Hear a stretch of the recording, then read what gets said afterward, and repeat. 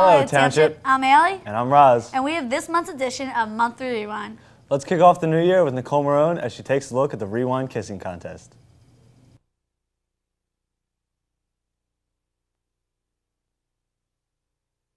What defines a high school? Maybe it's their accomplished sports teams, amazing academics, willing students, and hardworking staff. This and more defines Washington Township High School. But what sets us apart from other high schools is Monthly Rewind's Mistletoe Kissing Contest. The Mistletoe Kissing Contest wasn't always a contest. Vince Joseph of Season 2 wanted to see if Township was in the holiday spirit, so Vince created a mistletoe helmet and went around receiving kisses from students and staff at WTHS. This creation seemed to be a great success, but didn't carry through to Season 3. Season 4 were the ones who brought this mistletoe helmet back in action. When Season 5 came along, they revamped the mistletoe helmet creation, not just to see how much holiday spirit Township had, but to turn it into a contest to see who can get more kisses. Girls versus boys. Ever since the overwhelming success of Season 5's contest, the following seasons had carried on the tradition here at WTHS. Well, this year, Season 10 Mistletoe Kissing Contest had a new twist. All the rewinders voted in class, and the contest was supposed to be two girl groups versus each other. But on the day of the contest, the boys threw everyone off. They've been plotting for days. In the morning of the contest, they've revealed they've entered the contest. Many rewinders were very upset and started feuding in class. When I first realized that the boys entered themselves in the kissing contest, I was quite upset. We voted in class and we won fair and square and they didn't, so I was kind of mad, actually really mad that they got in the contest. I was really upset when we found out the boys were in the contest because we voted fair and square, and it started off there's only supposed to be 2 people in the contest, and we voted to 4, which I thought was better, like 2 girls versus 2 girls. And the boys, I feel like there were just too many people in it. Allie and I won in a very intense RPS match, and when they just showed up the day of the contest, it really made me mad, but at the end, it was all cool. We won, so. As you can see, the girls were very upset, but on the other hand, the boys had their own opinion. I had no idea, but when we walked in, the girls already knew, and they were really mad, but all the boys just thought it was funny, and Well, our main reason for entering the contest was when we did the voting, even though we all did vote, we still thought that it was unfair because we knew a lot of people wanted guys in the kissing contest too, and we had 2 groups of girls, and we really wanted guys in it, so we decided we were going to go in it. And I thought the past 2 or 3 years it was only the girls, and it was kind of unfair that the boys didn't get to do it at all. So, me, Mark, and Bill, we were like, let's just do it anyway. So. That's fine. Yeah. The whole contest almost came to an end, but Rewind worked out the problem and let everyone participate in the contest. The contest had an extravagant turnout with the girls winning. Be sure to keep your eyes peeled to see how next year's season can carry on the Mistletoe Kissing Contest tradition. This has been Nicole Murray reporting for Monthly Rewind, Season 10.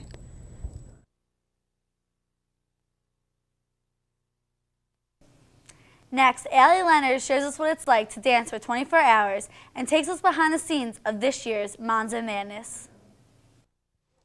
On Friday the 13th, a day that is usually thought of as bad luck, 232 WTHS students participated in the 3rd annual 24-hour dance-a-thon, Monzo Madness.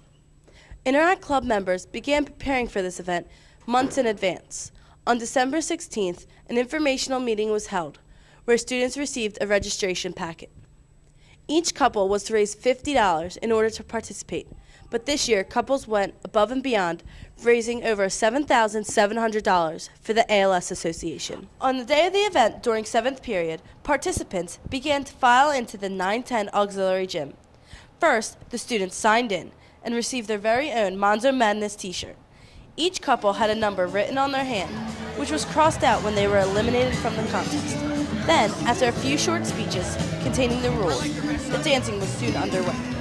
With our very own Dan Rasmus as DJ, the night was kicked off with a few upbeat recent songs, followed by an hour of each decade, beginning with the 50s. The first few hours seemed to fly by with only few couples eliminated. But at 7 o'clock, 6 hours into the competition, many of the competitors, the Bleacher Creatures, were eliminated due to the basketball game they wished to attend.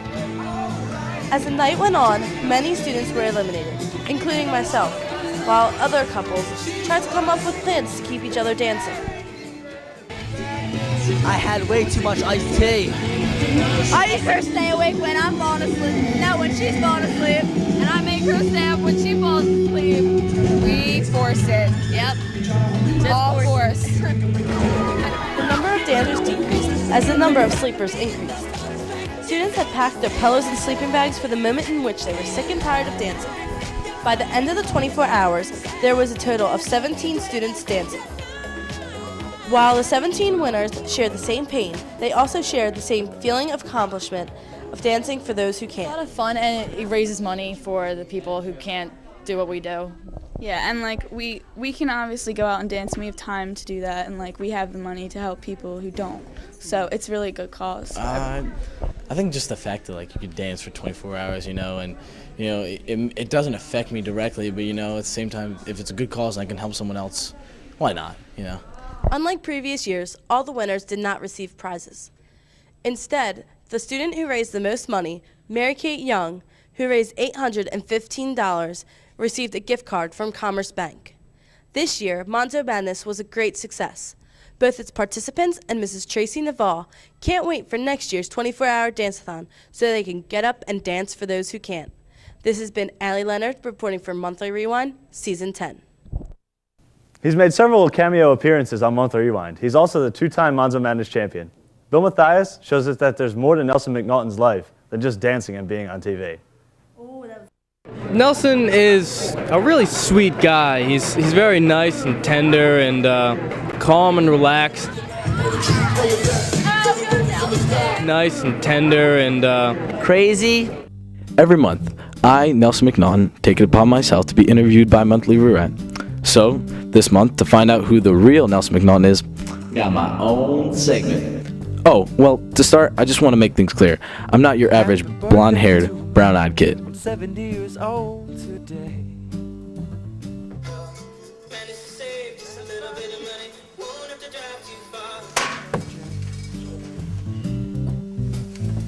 My teeth are all gone. So's my woman. So is my woman. And I could not tell you which one left me. My day starts earlier than most kids at our high school.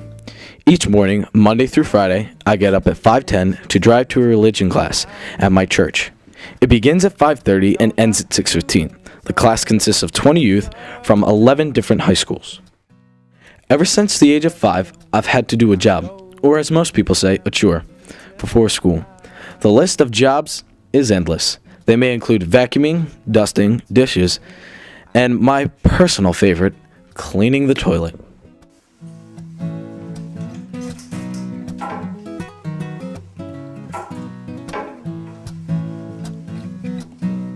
Life is rough when it goes gets tough, you get going, don't you? Come on, but you won't stop. Music is a huge part of my life. And I'm not just talking about listening to Jack Johnson or the latest Black Eyed Peas. Everyone in my family, with the exception of my dad, has played the piano for at least 9 years, and I'm going on my 13th. Every day after school, I practice for 30 minutes to an hour, and sometimes even more. There's a motto at my house: you practice only on the days you eat. I like to practice.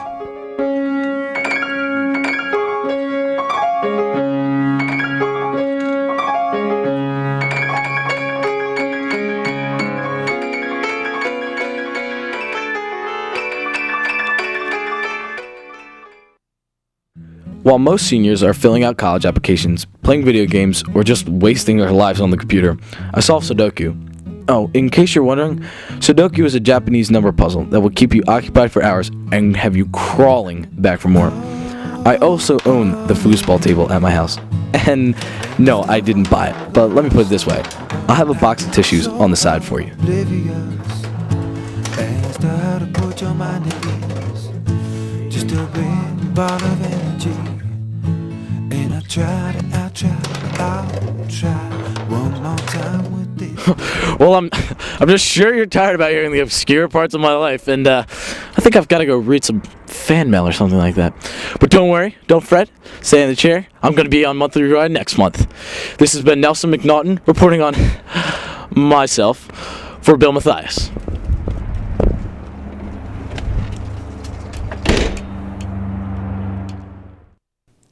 Live from Washington Township, it was Senior Directed. Rob Sislowitz explores how the Senior Directed Cabaret showcased its tribute to Saturday Night Live. Live from Washington Township, it's Senior Directed. On January 19th and 20th, 2006, the 11th annual Senior Directed Cabaret was performed. Contrary to previous years, this show had a Saturday Night Live feel to it, in which the actors portrayed some of their favorite SNL performers and skits. It's my favorite just because, you know, it's so much fun, and, you know, you grow up watching all these people on TV, and, you know, you think, oh man, that would be so much fun to do it, and then to get the chance to do it is amazing. I'm a big fan of Chris Farley, which is one of the parts I do, motivational speaker. It's really fun, you know, big physical actor. It's kind of my thing. The directors of this year's show were seniors Megan Barrett and Kelly Karcher. Both Barrett and Karcher have a genuine love and knowledge of the theater, and they were honored to be chosen as this year's directors. When things are kind of winding down, we all get together again and meet after school, and any junior that is interested in directing Senior Directed the following year prepares a small speech, and each candidate presents his or her speech, and then everyone who was part of Senior Directed that year has an opportunity to vote on who they would on two people that they feel are most suited to be directors. They both feel very fortunate to be able to work with each other, as they respect each other's abilities and passion for the theater and arts. We actually got so close that we were on the same wavelength all the time. We could finish each other's sentences. We were both thinking the same exact thing, like all the blocking. It was just really great working with Kelly. Megan was amazing to work with. I think we worked really well together. I think we were a really good complement to each other. She's hilarious. She is probably the funniest person that I've ever met in my life, and I adore her. And I think we'll all be watching her on Saturday Night Live in the near future. Traditionally, the Senior Directed Cabaret is performed in the 1112 auditorium, but due to renovations, the rehearsals had to be moved to the CAC building, and the show had to be shifted to Chestnut Ridge Middle School. Initially, the change of venue was not met with enthusiasm. We definitely got thrown a curveball of many others about the whole location of Senior Directed this year. Because of the renovation in the 1112 auditorium, which was supposed to be done over the summer, decided that they were going to wait till after the fall play at the beginning of 2005, which set us off course because we had to relocate. We had been told that the renovations would be done, the new auditorium would be ready by the time our show rolled around in January, and we were really, really excited because we were going to be the first show to use the new auditorium. When we got back in the fall, we found out that the renovations were going to start in January and that we did not have a performance space for our show. Chestnut Ridge was the best fit for us. Despite the change of setting, the show was flawlessly performed for 2 nights in front of sizable crowds, much to the credit of the directors. The audiences were enchanted by some of their favorite SNL scenes, especially Justin Huckle's version of Andy Kaufman in Mighty Mouse, Dave Zappacosta's tribute to Will Ferrell in Robert Goulet's Coconut Bangers Ball, and Jack Bermelin's rendition of Chris Farley in Matt Foley Motivational Speaker. Here I come, that means that Mighty Mouse is on the way. Papa, I love it when you call me Big Papa. Put your hands in the air if you think you're a player. Papa, I love it when you call me Big Papa. Yeah, Goulet! You're probably asking yourself, hey Matt, how can we get back on the right track? There's only one solution. It's for me to go out, get my gear, because I'm moving with you, buddy. We're gonna wrestle. Oh, that's gonna be your shadow. There's you, here's Matt. There's you.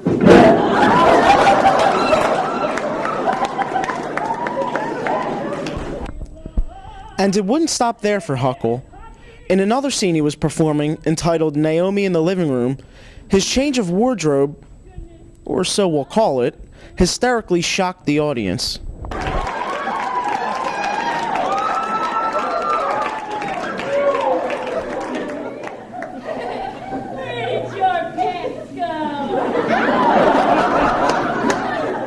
From dysfunctional families on game shows to George W. Bush to a not-so-happy marriage, the cast of the senior-directed cabaret worked very hard to put on hysterical scenes for the enjoyment of the audiences.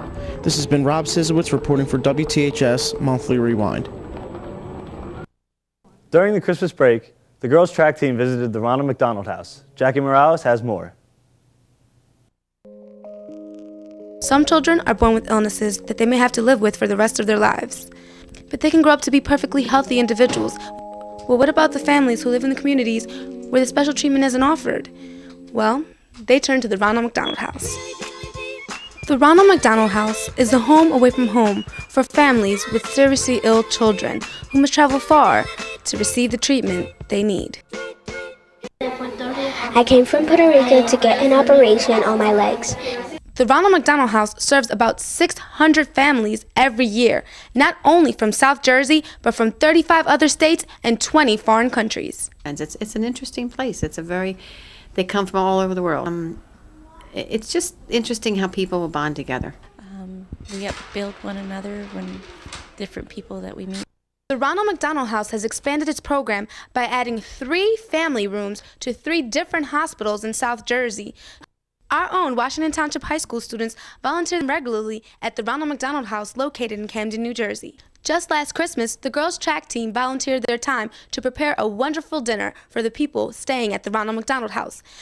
Yeah, we went to Ronald McDonald's house in Camden. Some of us went, some of us didn't get a chance to go, but we still all donated, foods and things like that, and it was for a good cause. It was around the holiday season, so it made them feel like, more in the holiday spirit. And it's also a good thing because it makes, kids realize that there's others around that don't have it as good as you, and that, it's good to help others. So that's what we did. The Ronald McDonald House receives 7% of its budget from some of the families that actually stay there. They donate about $15 a night. Another 15% of their budget comes from McDonald's corporate offices. More than 75% of Ronald McDonald's House budget comes from people like you and I who donate their time and money, or who just drop off change at your local McDonald's donation box. If you wish to help the Ronald McDonald House, you can call 856-966-4663 or visit their website at www.rhmc.org. This has been Jacqueline Morales reporting for WTHS Monthly Rewind. What's so super about the superintendent's cabinet? Ethan Tisch has more.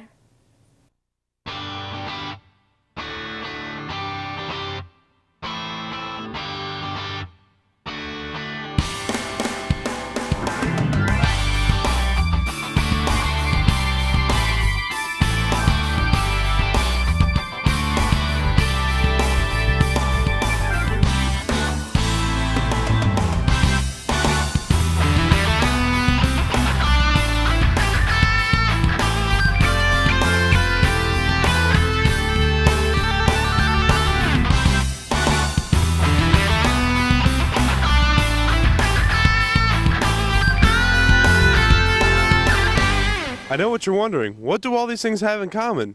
Well, I have the answer for you. There's a cabinet that most students, not even teachers, know about, but plays a big role in the superintendent's eyes. The superintendent's cabinet is a committee of students who meet with the superintendent once every 2 months to enjoy a lunch together and to discuss district-related topics.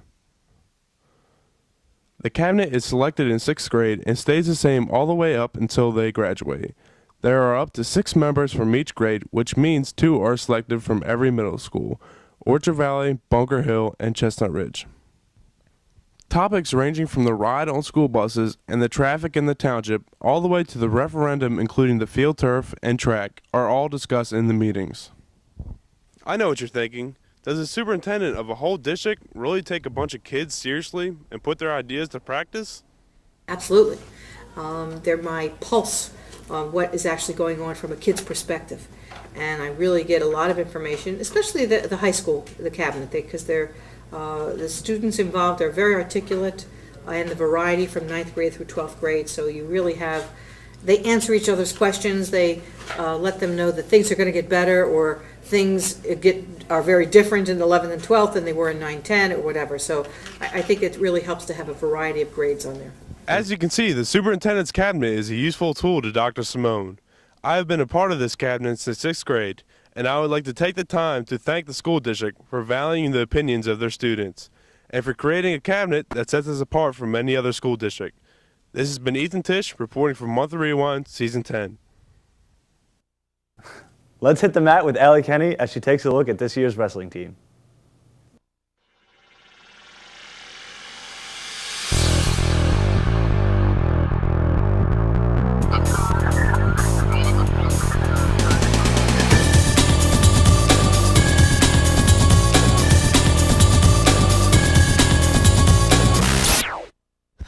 Wrestling is one of the many overlooked sports here at WTHS. However, it requires a combination of many popular sports, like football's toughness, basketball's quickness, soccer's endurance, and on top of all that, skill and experience.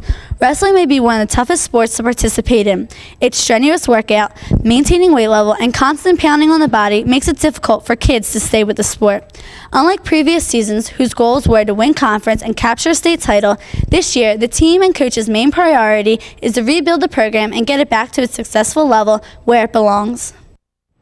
In the past, Washington Township has produced many district and regional champions and 5 overall state champions over the years. But due to graduation, the program is now left with new wrestlers who are inexperienced to the varsity level. Another setback that Township faces year after year is when good wrestlers who live in Washington Township go to private schools instead of WTHS. For example, 2 very good wrestlers who reside in Washington Township go to Blair Academy in North Jersey, which is #1 in the nation at wrestling. But instead of dwelling on all the setbacks, Coach Ralph Ross has been doing a good job at working and preparing the team to its full potential that he knows it can compete at. With the lack of varsity experience Coach Ross has been handed, he still managed to give the team above a 500 record last year and is still contending for the conference title this year. He makes us run an awful lot. He's a great coach, great guy, one of the best I've ever had. He goes down to junior wrestling matches and practices a lot and talks to the kids and makes sure to come to the high school just so we can have a good team. The coaches are doing really good. They can come together a lot. They know what to tell us on the mat. You know, they know how to motivate us real good. Well, we have a middle school program for the first time in about 7 years, so we're going to have a lot of incoming freshmen. Kids have gone to camps, they go into Sunday camps, and we have great senior leadership. It isn't only up to Coach Ross to rebuild the program. This year's 4 senior captains, Brandon O'Hara, 2005 district champion, John Price, 2005 state champion, Matt Tessier, and Will Leeper have been helping to motivate and prepare the young wrestlers for seasons to come. I try to make sure they're having fun and they don't quit. Try to work hard, set a good example, show those freshmen that they need to stick around, stick it out. They can be real good senior year comes around. I win all my matches. I give them positive motivation to strive better. That's about it. After another year of graduating successful wrestlers from the program, the underclassmen have big shoes to fill, and a few have already shown promising results for seasons to come. I think they'll be pretty good this year, well, next year. We got Ant Curcio. He's our freshman this year. I think we're going to be great. I think we're going to win a lot more matches. We're going to have a lot more kids than we had this year. We're not going to have to forfeit. We got a lot of tough kids, a lot of underclassmen. Anthony Kershaw is one of the top freshmen, if not wrestlers, in South Jersey. A lot of guys are have good leadership ability. Michael Sheldon's been wrestling. He's only a sophomore, but this is second year varsity. So I'm pretty happy with the progress of the underclassmen. The season filled with ups and downs, Township Wrestling is still capable to compete with the toughest teams out there. The program is on the rise and shows promising results for this year's districts and seasons to come. With Coach Ross's dedication to the program and determination to rebuild the team and improve the wrestlers, Township Wrestling will once again be the threat that it has been in the past. Come out and support Township Wrestling and see for yourself that this sport is one of the toughest around. And this has been Allie Kenny reporting for Monthly Rewind. Allie Minchie makes a splash as she tells us about this year's WTHS swim team.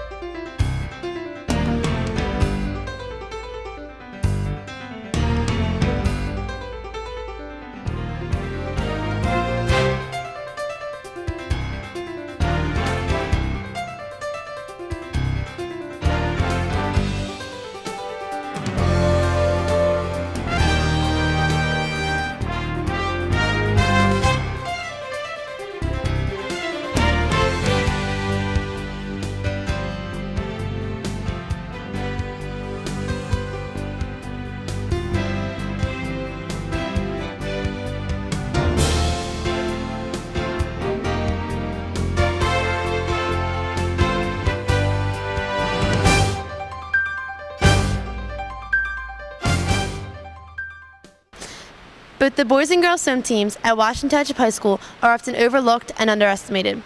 Swimming is often viewed as a recreational sport, but the 75 members of the team would have to disagree. There are many key components necessary in order to become a good swimmer. You gotta have heart, dedication, and you just have to go out strong every day. Practices are a lot more rough than what people think. You have to have good arm muscles, good leg muscles. You have to put a lot of dedication into your practices. Depending on what kind of swimmer you are, you have to practice differently if you're a distance swimmer or a sprinter. So a lot of factors go into having a good practice and becoming a good swimmer. God-given talent. That's all you need. I think dedication is the most important. Making sure you get the practice, getting your priorities straight, getting your homework done, finding time to make swimming important, and getting here and working. Both the boys and girls captains have set high standards and goals for the remainder of the season. It'd be nice to go to the state tournament. So we have Gloucester counties, and a lot of swimmers do well there. So as a team, we'd hope to place first like we have in the other years. Try to go hard out, maybe make it to states, and see how far we can go. Both Coach Slates and Coach Albertson are very proud of the accomplishments that their teams have made so far this season. So far this year, our record's 6-3, so we've had a really good season up to this point. We finished third at the Swim Fast Relay Meet, which is all the area teams from the conference, and we placed second at Invitationals, which is the highest placing for the girls swim team up to this point thus far. Swim Fast Relays, we finished second, which is a big accomplishment, the best the school's ever done. We finished seventh at the Invitationals, which is better than we did last year. And we won some decent meets this year. We beat some good schools. We beat Shawnee and Lenape this year, which was a big accomplishment for the team. As you can see, swimming is anything but a leisurely activity. It takes intense skill, hours of practice, and don't forget that God-given talent. I'd like to wish the team good luck and ongoing success as their season comes to an end. This has been Allie Mucci reporting for Monthly Rewind Season 10. Alex McBride reports on the hottest team on ice, this year's varsity hockey team.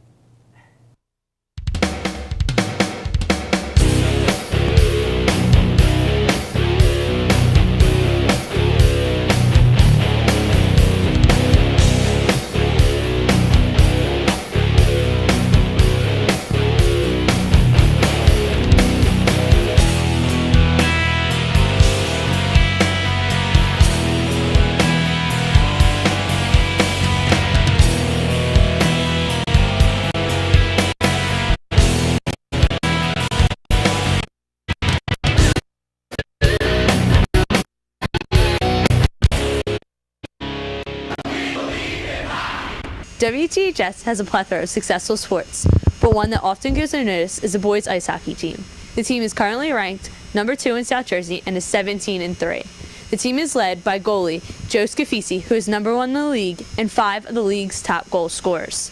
The team faces a very difficult second half of the season and a double elimination tournament for the championship. As a team, like I said, we try to have a strong practice and we'll work on a couple key items that make us a better team that weekend. And hopefully get us past who we're playing. Getting the whole team together as a unit to actually play as a team instead of every man for himself like the first half. Win championships is what we need to do. I gotta shift the emotion for people. I try to come up big when things are needed. In order to be as successful as the boys are, they practice 1 night a week and have up to 2 games a week. The team has many vocal players that keeps them focused at the task at hand. I'm the assistant captain, so I help the captain get the team ready for games as I'm out there, making sure that nobody scores against us and that we score against the other team. Set some high goals, just keep stuff in the puck. Well, the first thing we want to do is come out, we got to get everyone out to practice, and then we got to get ready in the locker room before the games, make sure everyone's ready to play, come out hitting, come out strong, and we'll shoot in. Last year, the boys went undefeated until the championship game, in which they lost to a very emotional and very dedicated Cherokee team. They had one more shot, though. They lost to that same Cherokee team, who later dedicated their championship win to Jeff Bird, who passed away from meningitis the year before. This year, the team hopes to learn from their losses and win this year's South Jersey tournament. Work as one unit. We failed to meet that standard in the beginning of the season. Come out hard, strong, hopefully win the championship.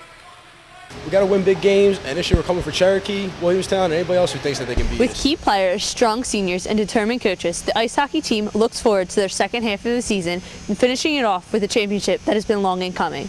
The boys skate into the playoffs in the beginning of February at the Hollydale Ice Rink here in Washington Township. Until next month, this has been Alex McBride reporting for Monthly Rewind Season 10.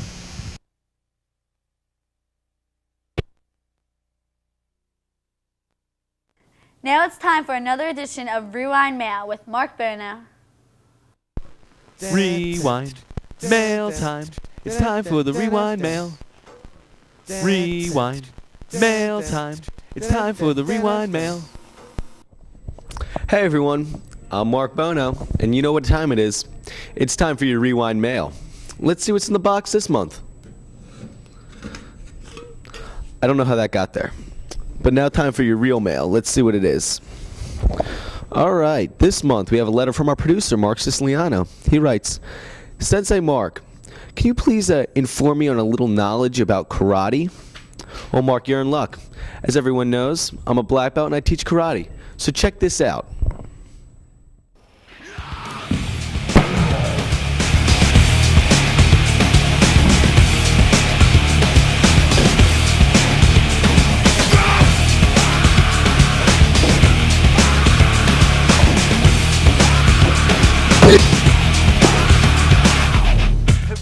Martial arts, is it a sport or is it just another hobby? Well, the definition of a sport is any athletic activity that requires skill and physical talent with a competitive nature. Karate is a sport that uses a system of self-defense in order to be used in combat. Karate is an individual sport. Just like any other sport, you can win medals and trophies, and it will be in the Olympics. And there is a side of karate that does involve sports, but I'm not involved with that. It's sport karate. Yeah, karate is definitely a sport. I mean, just like any sport, involves coordination and involves mastering the basics of something like a baseball player. Can't be a baseball player unless you learn how to catch a ball, throw a ball. Originated in Japan, karate is not a new sport. It's been around for thousands of years, but now karate is taught from ages 3 to adults. People take karate for many different reasons. Some of those reasons include self-defense, sparring, and tournaments, but everyone takes karate for their own personal reasons. I take karate for myself. I was, really shy when I was younger. I did it for some confidence. I did learn how to defend myself, and just been sticking with it ever since. my favorite part about karate is the sparring that we do. It's a full contact sparring. I take karate because it was the only thing that ever taught me how to focus and taught me how to set goals. Karate is not all about fighting. It's not just a way to unleash your anger. Karate is just as much of a mental sport as it is a physical sport. Karate teaches you focus, self-discipline, self-control, indomitable spirit, perseverance, and many other life skills. Karate makes you an all-around better person. Karate has helped me to become a better person with the focus. I take the same focus that I learned from karate into school and other areas of my life, work. The main thing was just self-control, focus, goal setting, always striving to just never be satisfied and always give 100% effort. And that was just from karate. It's just taught me about once you start something, finishing it, being dedicated to something, putting your time to it, putting your mind to it, never stopping, putting 100% into something to get the results. All that hard work and dedication has paid off for Zach Caruso, who in 2008 plans to compete in the Summer Olympics for karate. Karate is a sport no matter what anyone says. It's a great exercise, and you'll be able to protect yourself when the time is needed. I put my time into karate, and now I'm a black belt. So if you see me on the street, don't mess with me. No, I'm kidding. I'm Mark Bono. I'll see you next month.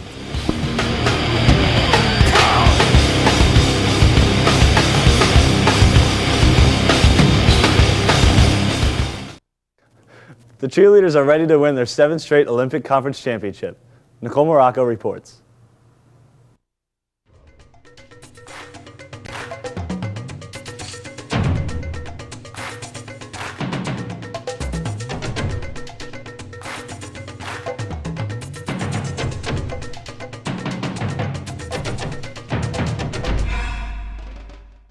Cheerleading is often overlooked when talking about sports here at WTHS, but for the past 6 years, the cheerleaders have been nothing short of excellent. Year after year, they perform a new routine that is better and more complex than the previous year. They've won 6 straight conference championships, 2 state championships, and just recently have been named national champions. Winning year after year is a very hard thing to do. It is hard to consistently be the best when you graduate key members of your team. In order to remain the best, the cheerleaders put in countless hours of hard work and practice. With a few competitions already completed, the cheerleaders are confident about the rest of the cheering season. Yes, I'm confident about the season because I think all the girls work together really well, and I think we have a lot of talent and we have good leadership, and I think that our season is going to be good. Yeah, I'm really confident about this season because I think we have like a really talented team, and like we just have to get everything together, and I think we'll be really successful. Yeah, I'm very confident. Our coach this year, she's really organized, and I think we really have the talent to do it this year. With 6 conference championships under their belts, their cheerleaders are more than ready for the up-and-coming Olympic Conference competition. Although they have had some injuries to key contributors on the team, the girls, although nervous about defending their streak, believe they are ready to win their 7th straight conference championship. I'm pretty confident about conference, but I'm nervous because it's a streak that we have to continue, and a lot of the teams have been improving a lot, and I'm nervous to keep the streak going. It's a big title we have to work up to. We've won for the past 6 years, so there's a lot of pressure on us. So. Yeah, we're always nervous about conference, but I think we'll be fine. Conference is not the only thing the cheerleaders have their eyes on to win this year.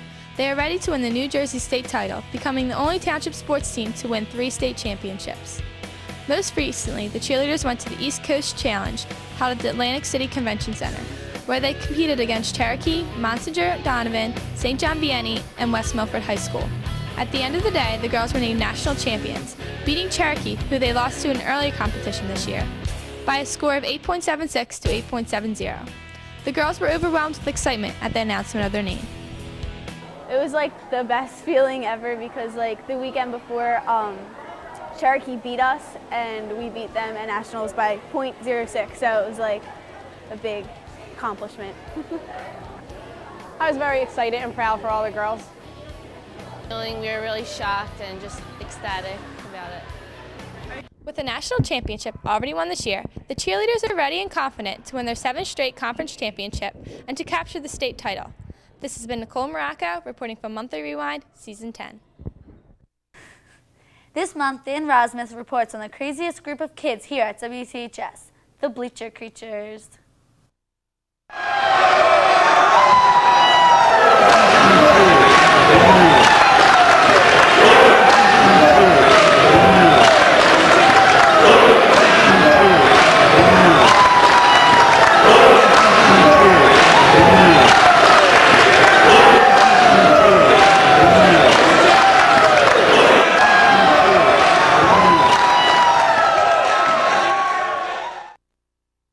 Don't adjust your television sets. What you just watched really happened. Right before your eyes, I've transferred into my Bleacher Creature self. Warning, what you're about to see is not meant for the weak. These are the WTHS Bleacher Creatures, Township's most school-spirited group of students. With over 70 participants, it is surprising that Bleacher Creatures has only been around for about a year and a half. No good. Bleacher Creatures does chants, yells, and cheers for most of WTHS's teams. We went to football and basketball games this year, but I think our presence is definitely most felt at basketball games. Last year, the Bleacher Creatures were in their inaugural year. And at first there was only about 10 of us, 10, 15 of us, and it wasn't too popular, but then we carried it over this year in football, and that's when it really took off. And so far it's been a great club. We've been able to do a lot of fun things, a lot of, good moments, and it's become the craze and the cult that it is today. Although there wasn't many of them, the basketball team enjoyed their support throughout the whole season. I think each game they're a major contribution. It's just good for the general team spirit and just the spirit of the school. When the season was over, the Bleacher Creatures were already planning for next year.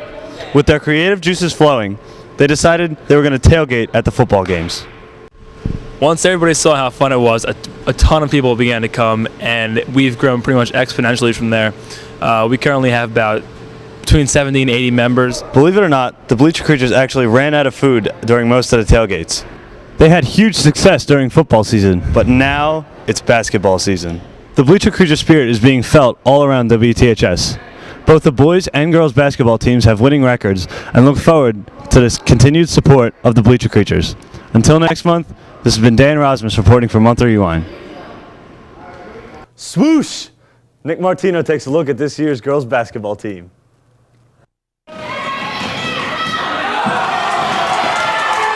Every year brings along new students, new teams, and new dreams of success. This year is no exception. With a mixture of veteran leadership and young talent, the girls basketball team looks to build off last year's accomplishments. Last year, the girls had a stellar season. With a record of 18-7, it was deemed a great success. However, this season the team is working very hard to accomplish their goals for the year. Its team was to mold a young and experienced group together and to be successful in our conference. Our goals for the season are just to get our conference back because we have the potential this year, and it's really important that we all just play together and work hard to get it back because we really deserve it.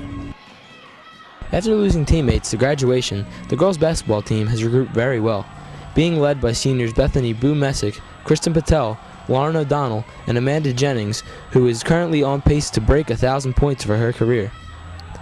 The team is looking to capture another Olympic Conference crown. To do this, however, the team will have to feed off of the young energy of the players on the court and the crowd that comes out to support them. It's good because it's a fresh start and we can shape the team however we want.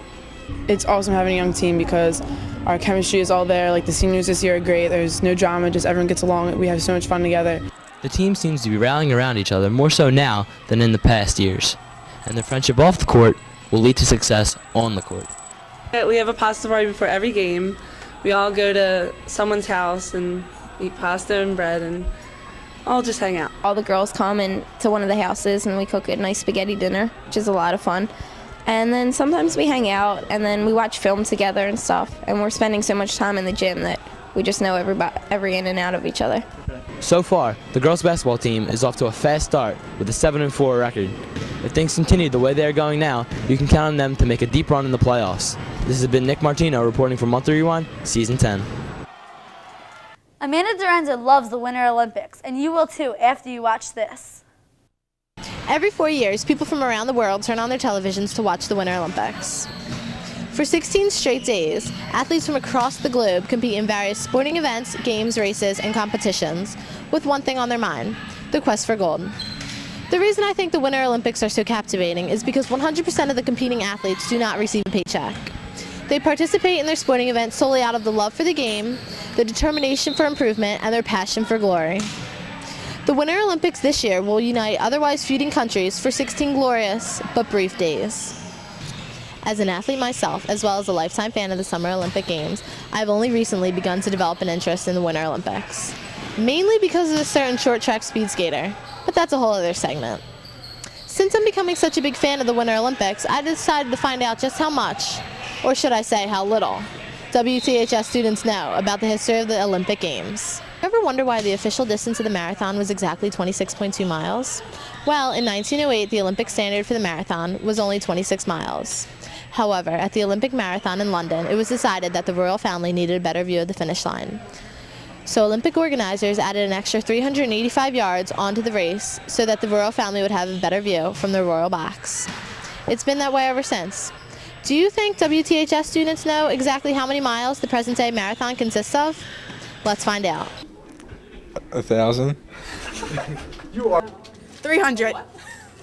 That's what it says. What's a marathon? I don't know. The present-day marathon is 26.2 miles.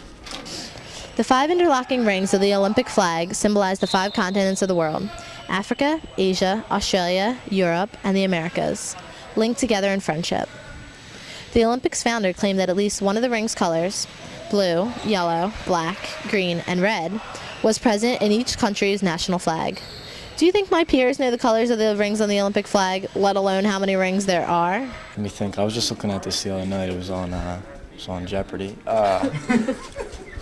Hold on. 15. 7. 5. Big flag. There are 5 rings. 5 rings. What are the colors? The 3 continents on the globe have yet to host either a summer or winter Olympic Games. Which 3 continents, you ask? Asia. And Australia. Africa. Iceland? I don't know. It's not even a continent. Alaska. Is Alaska even a continent? The correct answer is South America, Africa, and Antarctica. Were you able to answer all three of these Olympic trivia questions? If you were, consider yourself an Olympic whiz. I don't know about you, but I'm more than ready to watch the 2006 Winter Olympic Games in Torino, Italy. Mark your calendars, they begin on February 10th. It's been fun, Township. Have a great February, enjoy the Winter Olympics, and until next time, this has been Amanda Dorenzo reporting for Monthly Rewind, Season 10. Jess Thoden tells us more about one of the most influential people in American history, Dr. Martin Luther King. And just as I have a dream, my 4 little children will one day live in a nation where they will not be judged by the color of their skin, but by the content of their character. I have a dream. Each year on the third Monday of January, schools, federal offices, post offices, and banks close all across America to celebrate the birth, the life, and the dream of Dr. Martin Luther King, Jr. It is a time for the nation to remember the injustices that Dr. King fought, a time to remember his fight for the freedom, equality, and dignity of all races and peoples, a time to remember the message of change through nonviolence. I believe in it because he used comprehension and he didn't just shove his views on other people, and he used nonviolence unlike other people. People all over the world celebrate Martin Luther King Day by participating in various activities. For example, many make signs and paint pictures that tell what Dr. King's dreams meant to them. Many march in parades and church bells are rang throughout the day, while others simply remember what he did for them. I don't celebrate it, nothing much really. I just, stay at home, catch up on schoolwork. But, I do recognize the fact that he fought for a lot of people, and for not just for African Americans, but for people to be equal as well. During his lifetime, Dr. King sought to forge the common ground on which people from all walks of life could join together to address important community issues. Working alongside individuals of all ages, races, and backgrounds, Dr. King encouraged Americans to come together to strengthen communities, alleviate poverty, and acknowledge dignity and respect for all human beings. Service, he realized, was the great equalizer. This has been Jessica Thoden reporting for Monthly Rewind. Well, that's all we have for this month's show. Tune in next month to see what happened here at WTHS. I'm Allie. And I'm Roz. Good night, Township. Swoosh! Nick Martino takes a look at this year's girls basketball team. Somebody tell her it's not Christmas. I hate you. Jackpot.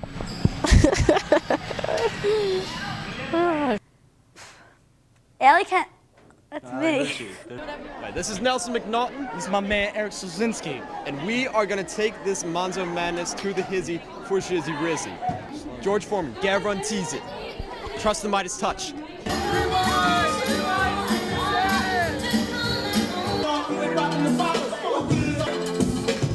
It is getting a little hot here.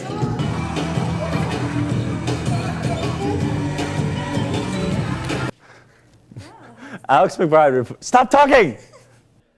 Papa, I love it when you call me Big Papa. In the past. So come out and support Township. Are you kidding me? I think that's right.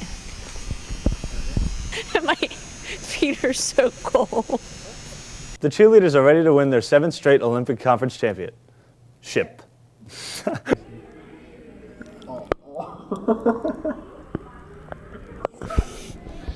People watch a Jackie Chan movie and think they could do all those great-looking jump flip kicks. When it comes down to it, my game is just so nice that I would be starting point guard. Team would be undefeated. I'd be the next JJ Redick. Where it belongs. That was it.